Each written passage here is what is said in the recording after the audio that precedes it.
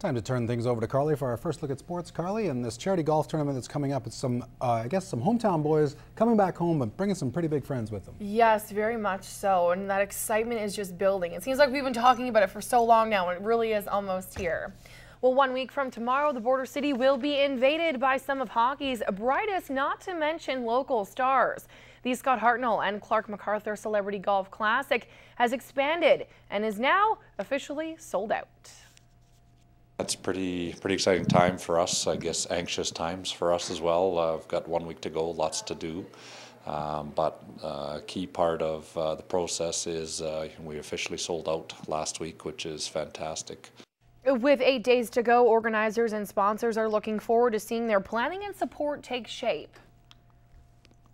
Well, we're getting excited to see all the celebrities come in, of course. Our family's a big, huge hockey fan, so we've been in the other classics the last few years, so we've met quite a few of the guys, and it's going to be nice to see them come back. I think it's great for us. It gives us an opportunity to come out and meet members of the community and customers of ours and interact with them.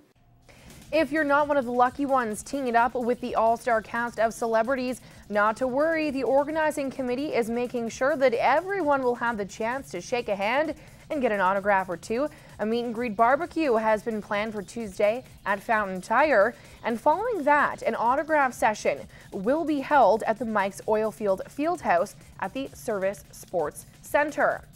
The guest list for the two-day event has also expanded. We just added Blair Betts from the Philadelphia Flyers.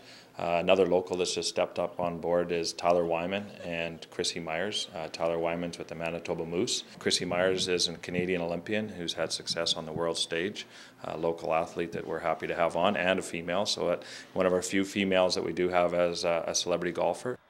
With sponsorship and spots all sold out, organizers will be busy putting the finishing touches on plans. Just fine-tuning, and I guess the biggest thing that's out of our control is the weather. If we can hand-pick a day like today and get sunny weather, it's something that just makes the event that much more fun and enjoyable. Well, it was a weekend full of riding, roping, racing, and wrestling at the Lea Park Pro Rodeo.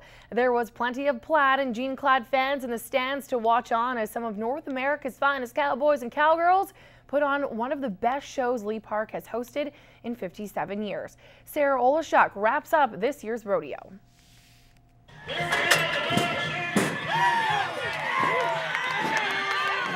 There were 7 main events featured at the Lea Park Pro Rodeo, but it was saddle bronc riding that brought out the biggest crowds. The bronc riding, this is bronc riding country. There's a lot of great bronc riders have come out of this area. Competitors came from all over North America, and local athletes had to work hard to protect their home turf.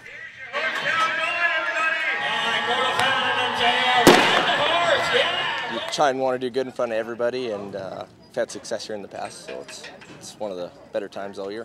Denton Edge, local boy, he won the bull riding, so he done super. Spectators and athletes say it's the action and excitement that brings them back year after year. Well, I'm a cowboy. I rodeo for 20 years myself, and I used to compete here in Lea Park, and I come back every year. It's a good community event. We've been coming to it for years, so. If you ask anybody that's going down the road, they say Lea Park's one of the best rodeos going. So. The sun just set on this year's rodeo, but Lloyd knows the early bird catches the worm.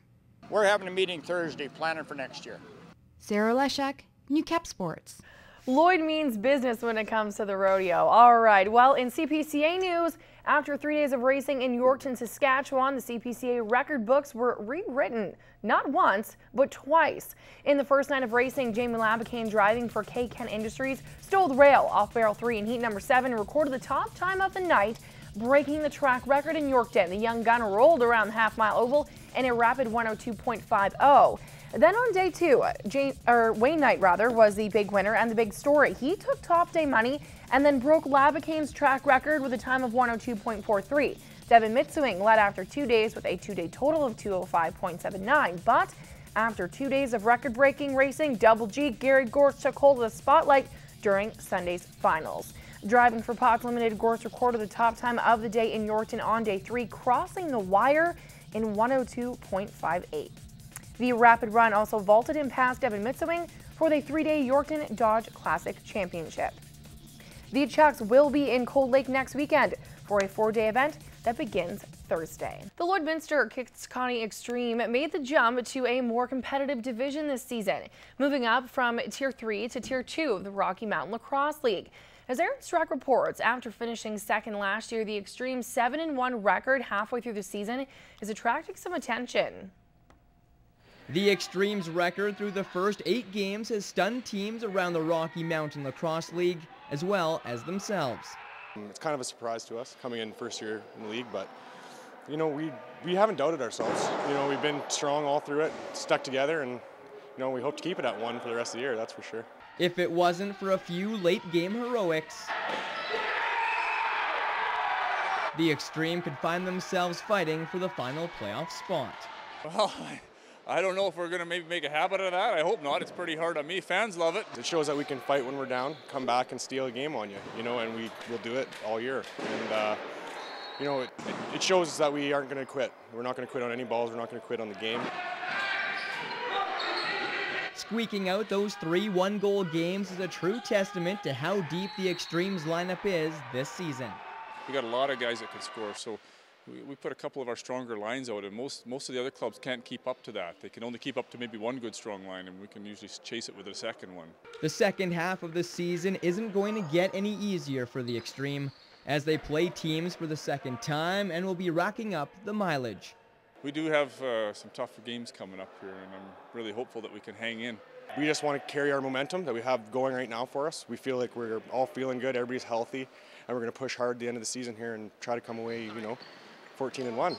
Aaron Strack, New Cap Sports.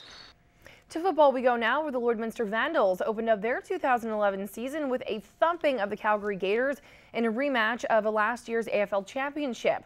Well, the defending champs are now 2-0 after slipping by the Central Alberta Buccaneers 31-28 on Saturday. The Vandals will look to make it a 3-0 start to their season next weekend when they host the Edmonton Stallions in Wainwright.